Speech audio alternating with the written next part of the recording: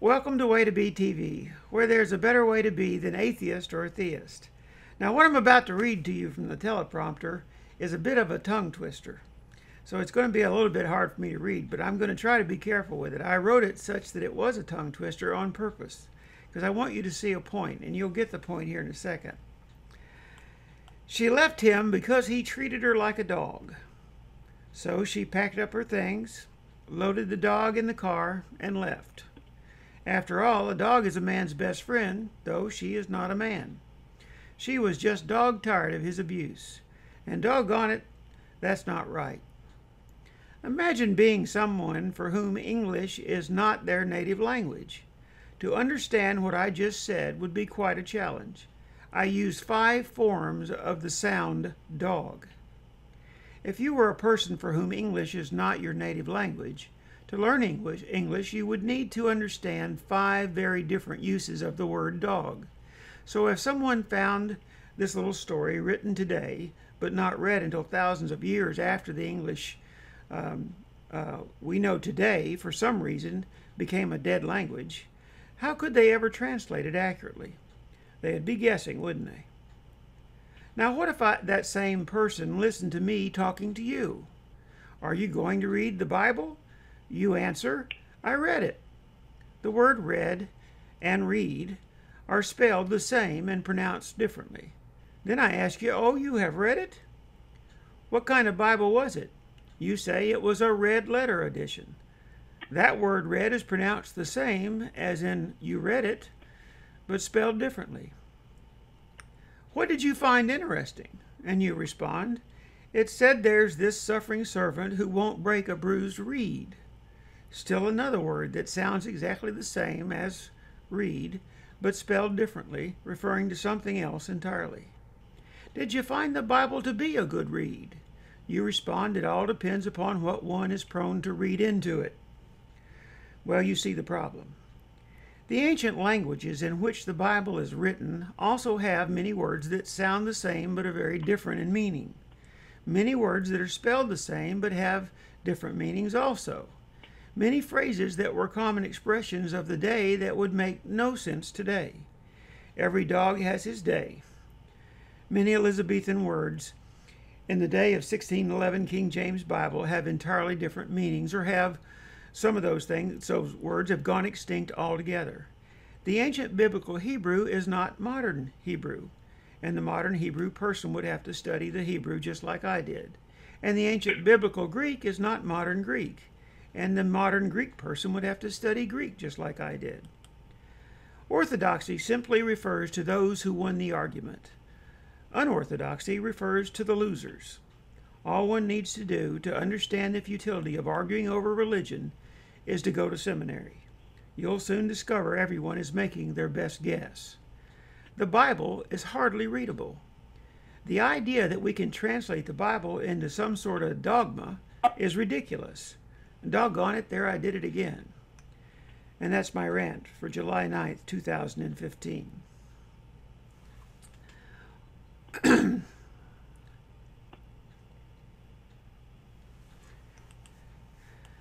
Well, as we move through this evening, we want your questions and comments.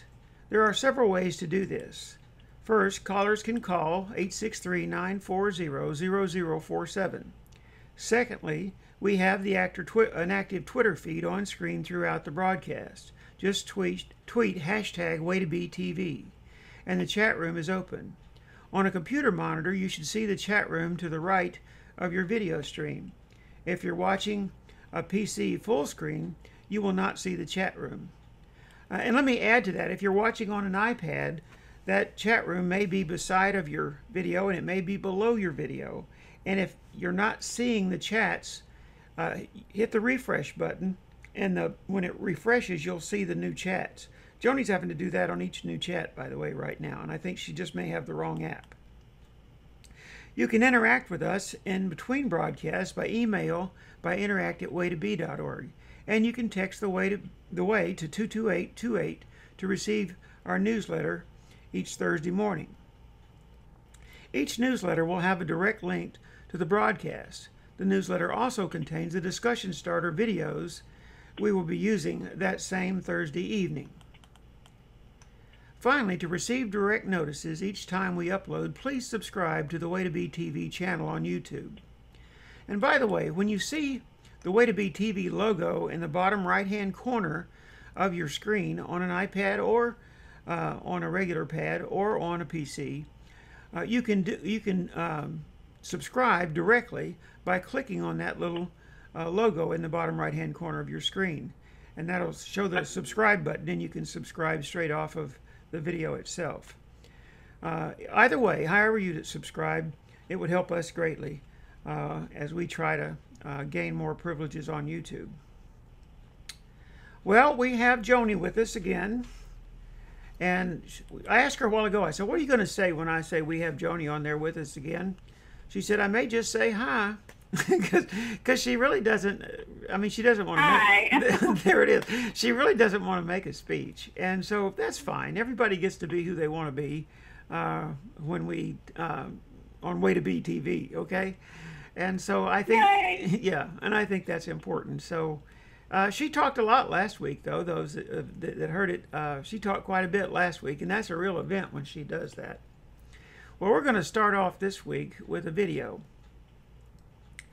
Last week we finished the For Heaven's Sakes playlist, and this week we will begin the Woe to You religion concerning Jesus' dressing down the leaders of organized religion. This particular playlist, and it's going to be simpler than what we did with For Heaven's Sake, and it won't be as long. We probably won't do over 4 or 5 weeks on Woe to You religion. But the playlist is simply me comparing the reported words of Jesus concerning organized religion with my own experience in the churches I served. And it really is uncanny. Anyone who's pastored and read those woes, and I've never talked to anyone who doesn't see it this way and spend a lot of time in the seminary cafeteria, but when you read those woes and you're a pastor, you almost immediately say, the church hasn't changed. Religion has not changed. Of course, you didn't call it the church in Jesus' day, but the temple. Any rate, the religion of his day and the religion of today are just very similar things. He accused them of the same things that Christians in America get accused of today. It's a very similar experience. So let's launch the video. And it's a lot different than the one we did before. And you're not going to see any of those elements that you've seen 100 times. So I'm sure you'll be glad of that. So let me go over and find them.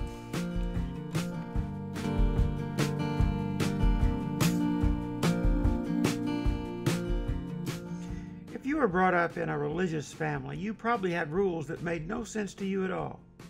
Conservative religious roots taught me that I missed the religious mark when I cuss, smoke, spit, drink, chew, dance, or gamble. So-called sins are easy to declare, and even easier to list. Missing the religious mark is the expected results. Identifying what is and is not a sin is perhaps religion's greatest tool. Jesus taught the people of the way.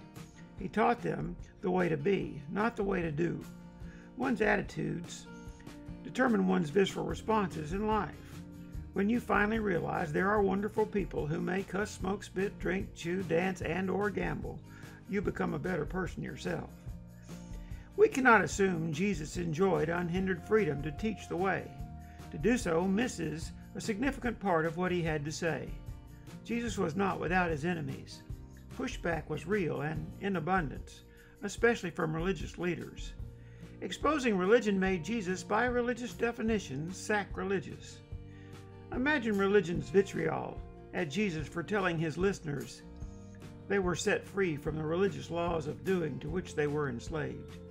Religion accused him of demon possession. Jesus accused religion of being hypocrites, just play acting.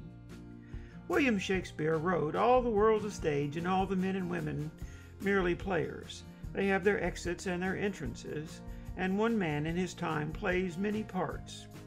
Continuing the same monologue, Shakespeare moves through these roles.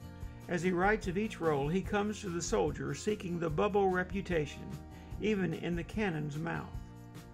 As a religious leader, I sought to play the part I needed to play to gain a laudable religious reputation, albeit fleeting, even as I gazed headlong at my fragile bubble about to burst. Shakespeare's thoughts weigh heavily on me. Family, faith, and career have each been Shakespeare's metaphorical stage.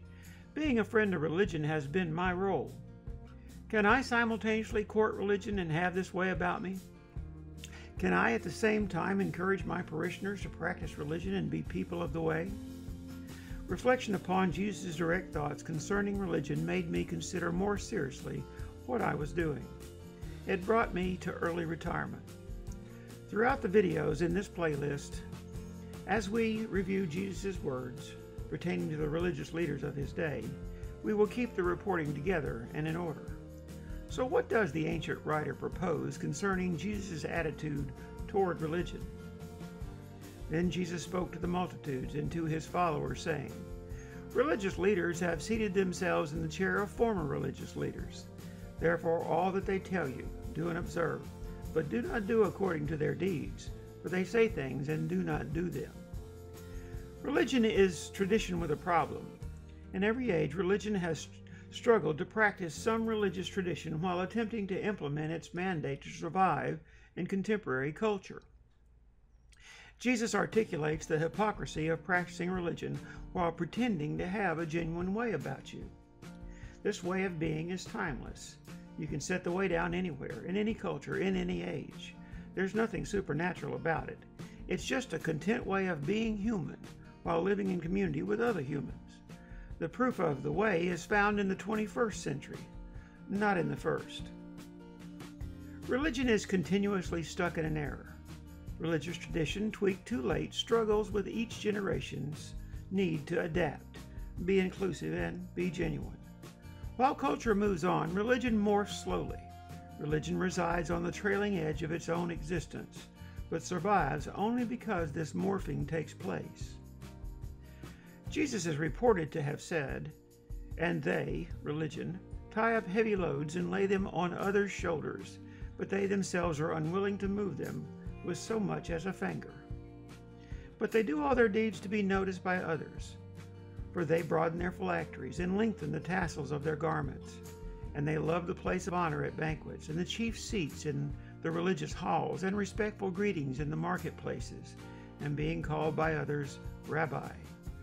But do not be called Rabbi, for one is your teacher, and you are all siblings, and do not call anyone on earth your father, for one is your parent, the one who is in heaven. And do not be called leaders, for one is your leader, that is, the Anointed One." In a former assignment, I served as a Protestant minister for a group, about 50% of which were raised Roman Catholic and 50% raised mainline Protestant. Some would call Roman Protestant. In their background were cardinals, monsignors, ministers, bishops, deacons, monks, vicars, nuns, parsons, archbishops, pastors, priests, and elders. Each title holds varying meaning and protocol depending upon traditions. My parishioners referred to these religious leaders in no particular order as brother, sister, pastor, your eminence, your excellency, your grace, reverend, the right reverend, reverend father, most reverend, mother superior, reverend mother, and to the Pope as your holiness or the Holy Father. In their memories were times when a revered one entered the room. They stood, removed their head covers, and then waited for the revered one's permission to sit. Greetings and partings sometimes included kissing someone's ring. Those who self-identify as escapees from some sort of religious guild may become fugitives, captives on the run, still carrying with them the burden religion placed on their shoulders. Many of my congregants claim to be recovering from or having already recovered from the heavy load they once shouldered. They attributed that load to former religious leaders. On a hook behind the door of my study is a long robe and a beautiful placket. Hanging on a quilt rack nearby are broad stoles with long tassels. I have all the appropriate colors for liturgical seasons and rituals. Religion placed the need for such images in my parishioners' minds. The most devout in my recovering congregation still wanted me to wear these religious garments. Depending upon tradition, past pulpits have demanded dress clothes, even blue jeans, or perhaps these vestments. Regardless of Sunday attire, they greeted me during the week at the grocery store, gasoline station, or department store as a reverend or pastor. I must admit, being the revered one, even in the marketplace, had a certain allure. However, being seen and heard as one lifted up presents an impediment to the whole notion of somehow serving as a so-called minister to anyone. Their reverence for me separated me from them. In such an environment, could they recover from the burden religion placed on their shoulders? Could I?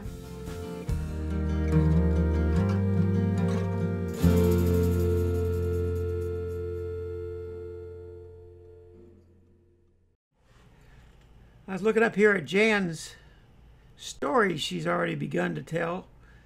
She said, "Once I wanted to join a church choir, as I had done in the past, yet this time I was told I had to have an interview to see if I had the Spirit within me and agreed with their teachings."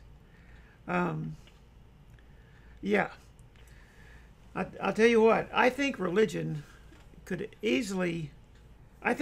does have something to offer, quite frankly. I think that eliminating religion from society altogether until we learn sociologically how to do something about several major issues, those that surround death, those that surround national catastrophe or natural catastrophes, those kinds of things, that we probably find that people who are in distress, lost their jobs, divorces and so forth, that many times those people have questions to ask, and there really aren't very many people around them to which to ask those questions. And so if religion could get off its high horse and quit trying, especially where the supernatural is concerned, and quit trying to tell other people that they're wrong and that they need to believe the way they believe in order to have any chance of a happy life or a happy eternity or whatever, or to escape the bonds of hell after they die, and quit trying to flood the Congress and the legislatures and all those sorts of things with Christian influence that causes bills to be passed which are largely, almost completely, some of these bills are just cleverly worded dogma of religion. And so I think it's a problem. But religion is going to have to change. But religion has always morphed. It has always morphed, and it's always been the morphing, as I said in the video, that has produced its survival. If it wasn't for the morphing that it's done over the millenniums, religion would not exist today. Christian religion definitely would not exist today without the morphing that's taken place. I don't know if I've ever been asked in a church if I was spiritual enough, Jan, and I don't know that. I don't know that I've ever been interviewed for a choir. Joni's our music person here. There have been interviews for choirs, or at least auditions, have there not, Joni? Yes. Yeah. Yes. Yeah. It's not so much a spiritual thing, though. It's more of a talent right. Problem. Right. And when I did lead choir, it was a joyful noise. That's all I needed to do was make a joyful noise. Joni and I served together, and we tried to convince the people in the church that it was not the music ministry, it was the ministry of music, and that the ministry part came first. That is, the people in the choir mattered more than the sound coming out of the choir.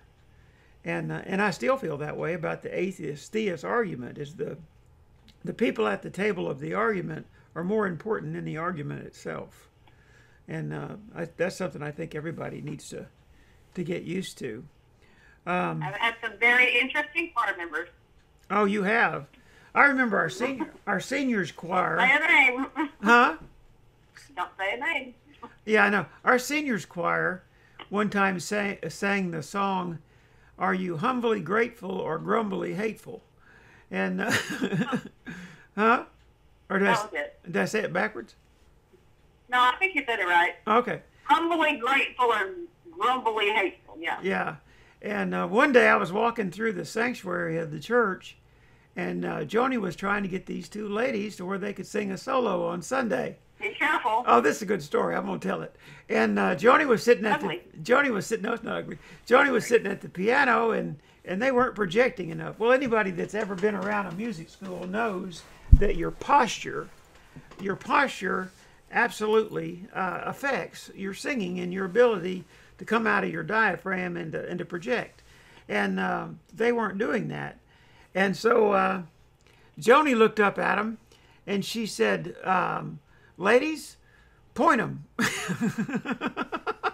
In other words, I think it was shoulders back and point them. Yeah, shoulders back and point them. In other words, so they get your posture right and poke out your chest and sing from down deep. And anyway, we've had some good times in some churches, and I still love church people very much.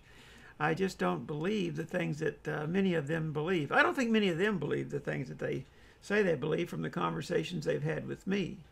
It's really kind of interesting. Jan, that's just sad. Yeah. Huh? Jan says, because of the interview requirement, I never did sing for them, so they don't know if I could make a joyful noise or not. I think that's very sad. Oh. She also wrote here. Jan, and I know she could make a joyful noise. That's way down at the bottom. Where did she do that? Because of the interview requirement, I never did sing for them, so they don't know if I could make a joyful noise or not. Well, next time you're down in Florida, Jan, you can sing for us. It'd be okay. Absolutely. Yeah, we would love to hear you sing. Jan also wrote, she says, being raised Catholic, Mary was taught she had to go to confession once a week. As a child, I looked up to the priest, so I had to make up stories, sins to confess, in other words, to meet my quota. Now, that's kind of interesting. I've never heard anybody, I've heard of people lying about their sins, but never have I heard them lying about the fact of their sins. That is, they're making up the fact that they have sins. So, at any rate, let's see what else she said. Soon after, this young priest tapped me on the shoulder and said, "I have a good book you might be interested in."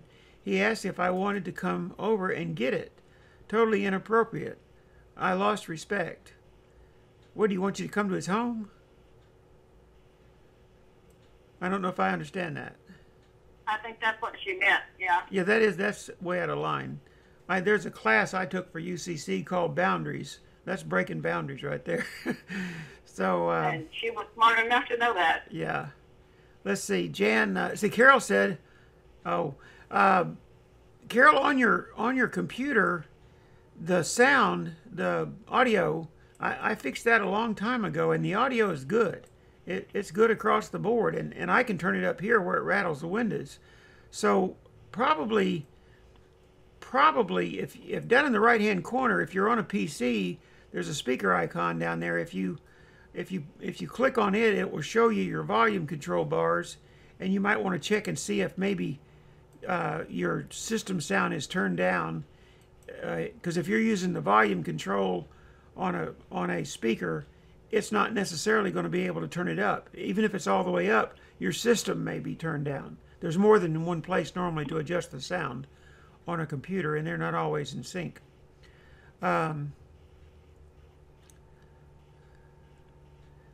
says, interview. Because of the interview requirement, I never did sing for them. I already got that. I was offended by the interview, as if they could determine if the spirit was in me or not. Obviously so. Carol said the church is famous for being judgmental. The priest wanted Mary to come to the rectory. She was 12 years old and scared. I would be scared too. Yeah, I would have been scared too about that. These days we know too much about Catholic priests, I guess. And I'm sure that it's not fair. I'm sure there are many Catholic priests who are sincere and loving and careful about their jobs. But I also know that it's apparently been an attraction for certain types of people that the Catholic Church did. The biggest mistake that was made, really though, was once it was discovered and known that they should have come completely clean with it, handed names over to the law enforcement, all that kind of stuff. But instead they moved people around and hid the fact and so forth, and that in essence becomes a problem.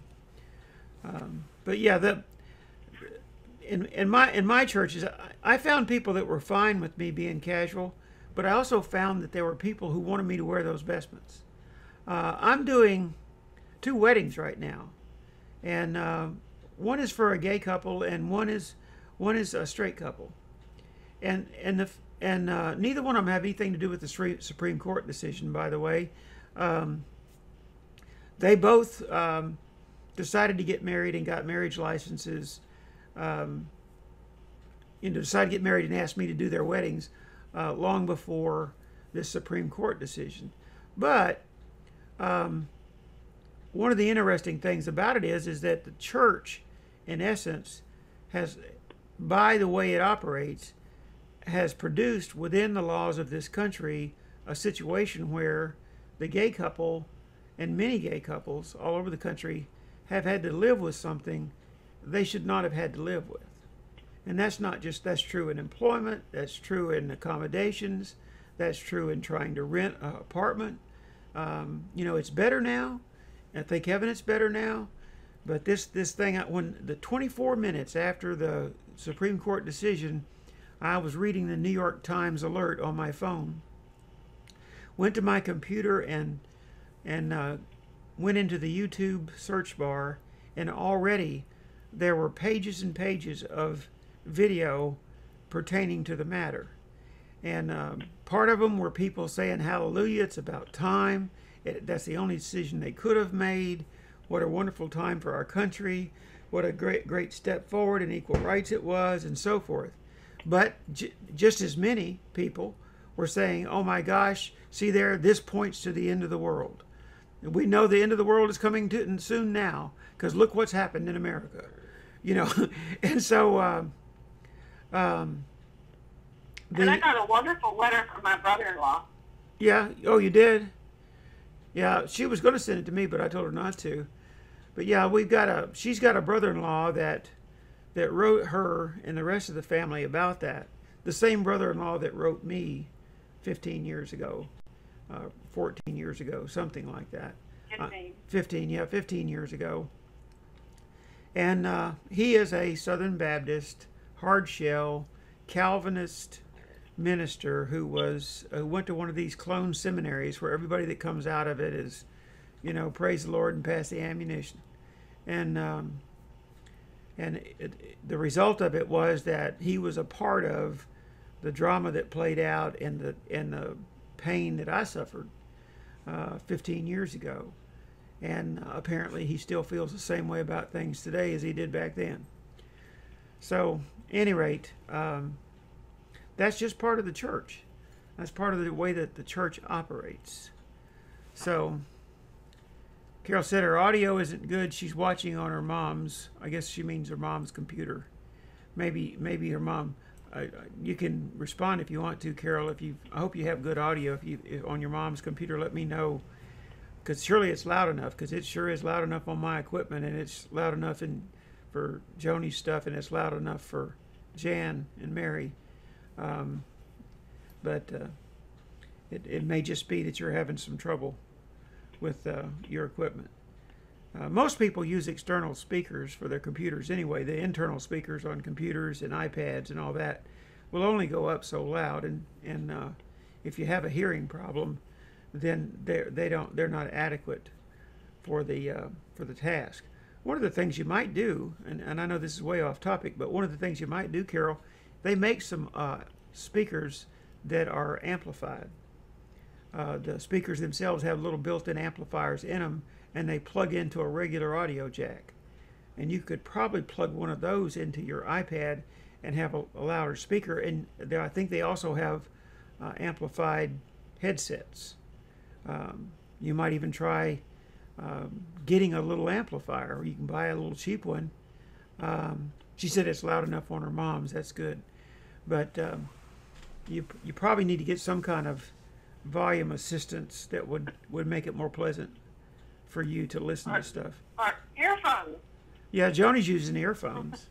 Yeah, but still, Joni, the volume of the earphones that you're using are good for you because your hearing's fine. But she has a real uphill climb on that. So anyway, I hope you get it all worked out. I've been looking into Google Hangouts this week, and I'm hoping Joni and I may switch from Skype to Google Hangouts. But they have a thing called Hangouts on Air now, and it works with YouTube and Wirecast and the live events and whatnot. And if I can get it to work, it would mean that people could come on, like some of you all could just log on to your computer and join Joni as a guest. And the little icons of the people that are joined as guests are all across the bottom of the screen. And as people talk, it automatically puts the person full screen while they're talking. And it's a pretty neat thing. It also has a Q&A thing in it. Carol, you'd be interested in this. That works much better. Well, all of you probably would because you've been having to refresh your iPads and stuff. But it works much better than the chat room on YouTube. It has a Q&A thing in it. And that Q&A app that's inside the Google Hangout causes you to be able to type in questions and comments. And I'm able to click on those questions and comments, and it puts them up in another area, which shows that I'm currently answering that particular question or that comment. And then when I hit done, it puts them away. And like right now, I'm having to scroll up and down the screen to go find your comments, because by the time the video was over, there was a bunch of comments above the margins where I had to go back and look at them. And that's hard to do sometimes when you're trying to operate things. So at any rate, we've been looking at that and are hoping to do that. We're also looking at a project that we hope will give I know Jan was saying the other week that more people watch the archives than watch the show. Well, that's true, and that's true of almost every single broadcast on YouTube.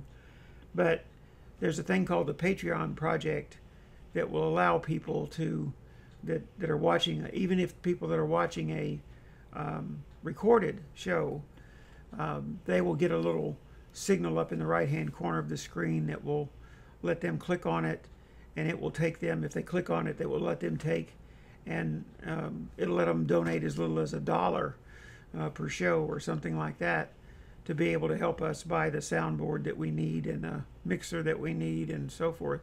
So I'm looking at trying to raise money to do a better job with the equipment, and that may be one of the ways that we may do it.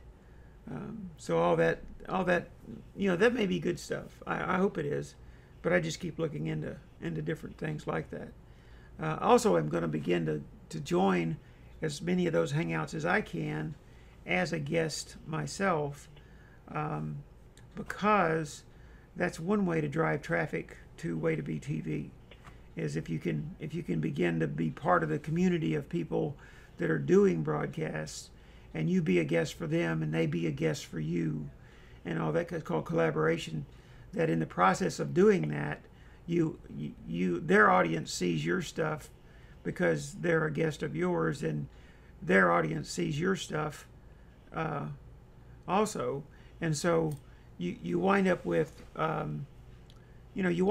possibly having the audience grow better. The music is a big draw to people going to church, but it can also be divisive among the congregation. Yeah, we found that out. We found that out more than one time.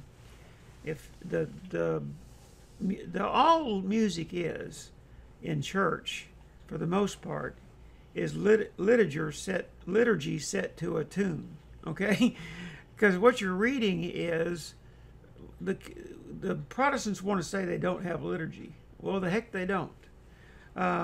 when you get right down to it, the liturgy of the Catholic Church, set to music, is called a hymn. Okay, and that's what they do. They teach via that. A lot of the things that people think they know about the Bible and what's in the Bible is words from songs. Did you know that? Mom always wanted me to write a book called It Ain't In There, because I used to talk about that all the time. And I would come up with all these things, all these facts. I said, well, Mama, that's not in there. That's not in the Bible. You can't find it. I was playing cards with the ladies here one day at the park, and I said, some lady at the table said, well, the Bible says so-and-so. I said, oh, really? It does? She said, yes, it does. I said, no, ma'am, it doesn't. And she said, well, yes, it does. I said, well, I'm interested, because if it does, I want to know. So could you bring me that, when next time we play cards? I never heard her about it again. She never said another word about it, because it ain't in there. So many people, what they know, they've sung. That's what it comes down to. They've sung. There's a pastor out in California that said the hymn, who wert and art and evermore shall be. What hymn was that, Joni? Holy, holy, holy. Yeah, holy, holy, holy. Who wert, Verse 4, I think. Who wert and art and evermore shall be. And the pastor said, when I first heard that song as a young person, I thought they were talking about Hubert and Art and evermore shall be, three of the deacons. So a lot of times we sing stuff in hymns at church, and we don't even know what we're singing. We have no idea. What is a sheave? We were singing bringing in the sheaves. Well, what's a sheave? Okay, and so forth. So at any rate, Jan says, I never heard Jesus talk about people singing. The music is a big draw to people going to church, but it can also be divisive among the congregation. Well, no, as a matter of fact, not. But I can tell you the Bible is full of music, especially the Old Testament. And they describe the musical instruments related to the temple and all that. David played the harp. Huh?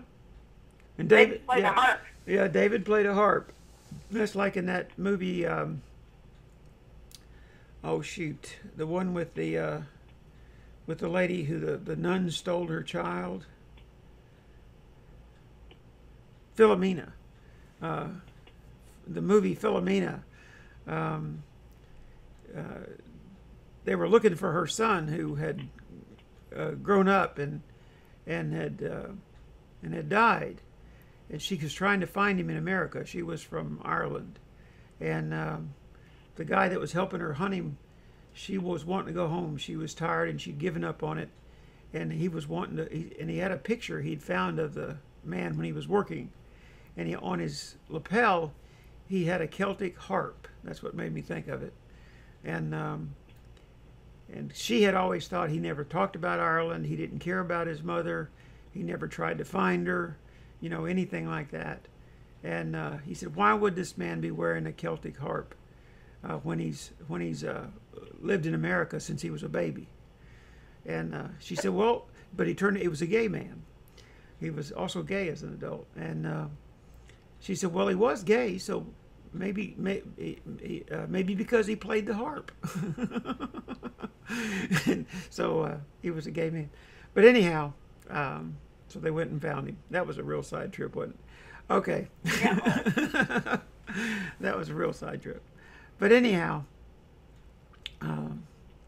the church stories go on and on and on, and I don't want to tell all of mine tonight because we've got the rest of Woe to You religion to go through. But Jesus' attitude toward religion, and we saw it in the scripture that was in the video, was simply that they put a burden on you.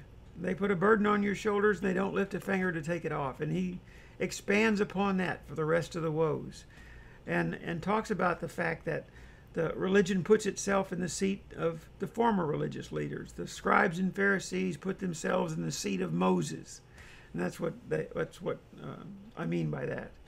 And that's true. Religion is just tradition with a problem, and that problem is that contemporary culture moves on. Things change, just like they're changing now. And all of a sudden, women are equal to men, just about it. getting closer. That's why churches. That's why churches and religions are full of apologetics. Joni said that's why churches are full of apologetics. Well, apologetics is defending the faith, but no. Yeah, but yeah, all of a sudden, like slavery, all of a sudden is a bad thing. I haven't heard anybody in church in a mighty long time say that slavery was probably a good thing. Now, when I was a kid in Murfreesboro, Tennessee, I definitely, moving around with my grandfather, Elrod especially, in feed stores and farmers co-ops and different places, and working up at my dad's machine shop, what I heard was old Southerners saying things like, well, you know, the slaves was better off when they were slaves. They were better off because, you know, they don't have the same mind that we have. They aren't as smart as us, you know, and stuff like that. Well, we've moved on from that point. I haven't heard any kind of language like that since I was a kid. But, and women, you know, were pretty much backseat folks when I was a kid. You take in the 50s, a woman couldn't read scripture in church. A woman couldn't get up and pray in church. A woman couldn't teach a class that had any men in it, period. It wasn't so much just when you were a kid either. Well, as we got older, still when we just not long after we got married, they had that problem at Southeast Baptist Church. But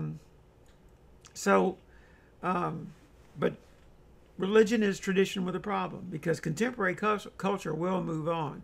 50 years from now, 100 years from now, they may look back upon it and you say, you know, one time we condemned those gay people, and we should have never done that. Just like it was nothing happened, and it was just kind of a careless moment, you know, instead of decades of misery, you know, centuries of misery for a whole class of people.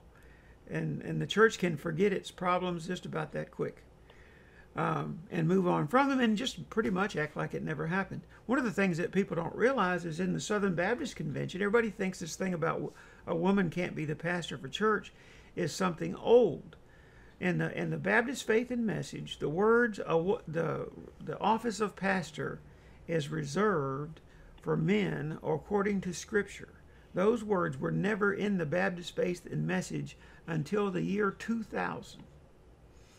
And when I say that to people, they say, you're kidding. Nope, because I remember it very clearly because it was talked about a lot in seminary.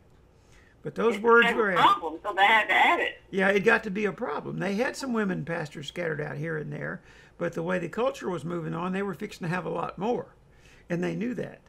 And so some of the women who were already pastors wound up having to change denominations to keep pastoring. Let's see here. Jan says, so was singing and the songs part of the woe to you religion that Jesus was talking about? Seems it could be, since it's is so divisive.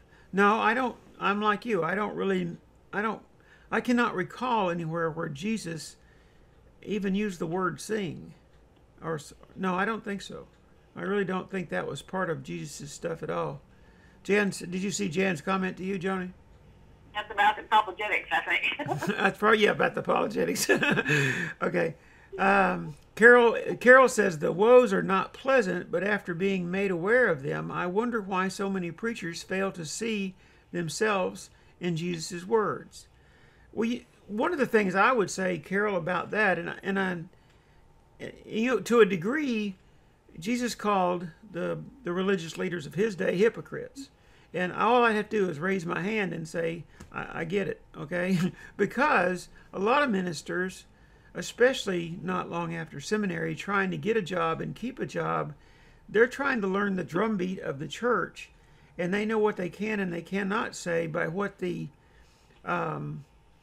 taboos are in the church. There are certain people, and it's more about which influential people believe what and what they do and do not want you to say. And certainly what Jan said about divisive music is accurate there, because in a church, you can be trying to move the church along to where younger, because I've been in churches where a young person was 55 or 60, okay? Joni knows what I'm talking about. when we went back to Nashville, almost everybody in the whole church was 73. Yeah, there was a whole raft of them that was exactly 73. But and yet they say they wanted the young people, but then we'd have young people over, and we would we'd buy pizza, and we'd have, you know, youth gatherings and whatnot. The couple moved up from Atlanta that were much more liberal than they were, who came up because I had buried their father, and they came up to be with their mother. And they both, one of them was a computer programmer, and the other one was a marketing graphics art kind of person. And the two of them had always worked out of their homes, and they continued to work with the same companies all the time. And they didn't have to, it didn't matter where they lived. So they bought them a nice place up here, and or up in Tennessee. I'm down here now, but up in Tennessee. Yeah, you are. And they did their work from their home down there. But well, they started this group, and we had like 7 or 8 kids or something like that. And my job was to keep the older people off their backs, which was not an easy chore. Because the old people would complain, they come in here and eat that pizza and they never give a dime to the church. And they don't do any work or anything and all this kind of stuff. And I said, well, we want them, right? And they built that youth group. I left there and went on to my way. But I got a phone call from the lady that was the head of it, and she told me, she said, we're over 100 people now, over 100 kids, and they eventually had to take that youth group from that church to another church that was glad to have them, in order to, because they didn't have any parents connected to them. They were kids that were from poor homes, even from crack homes. Police had to come out and take a gun away from a kid one time, so forth. So it was a difficult situation, but it was very much worth doing. And she had to take them to a different church. She had to literally take the whole group out of there to a different church, because they could not stomach the idea that any of the money they were given was going to come out of their pockets and go into freebies for a bunch of kids.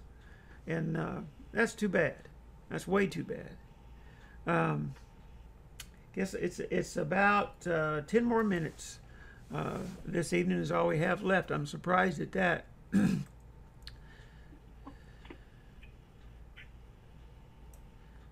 But yeah, we've all been there. I know most everybody that I work with these days have all been there.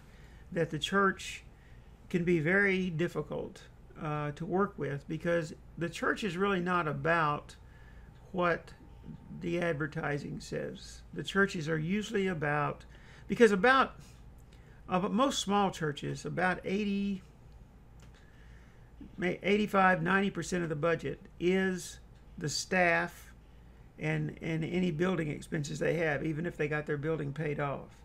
And so what precious little funds are left, they get together once a month and argue over it in a meeting of leaders, all of who are very set on having their way, or most of them are. And it's more of a struggle over power and influence than it really is over anything. Everybody talks about, all the good that the church does. And I think that's probably true across the world. When you put it all together, it looks like a lot's getting done. But I know in America, most churches, if you took all the money they spent on ministry, on helping other people outside themselves with food and lodging and health care and helping them get jobs and so forth, if you took all that money, that is 90% of the churches run 70 or 80 people or less.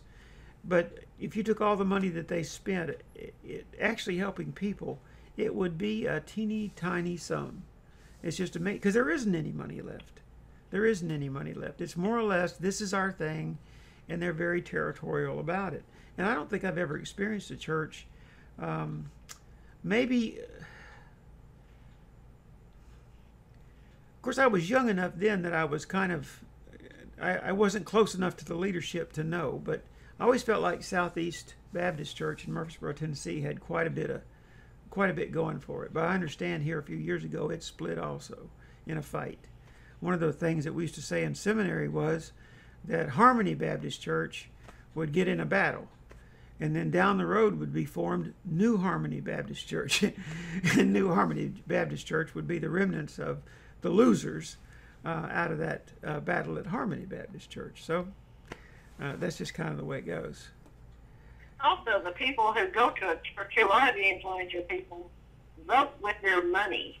Yes, they and do. If the preacher gets too involved in talking about something that needs to be addressed, he's going to stop preaching and start meddling.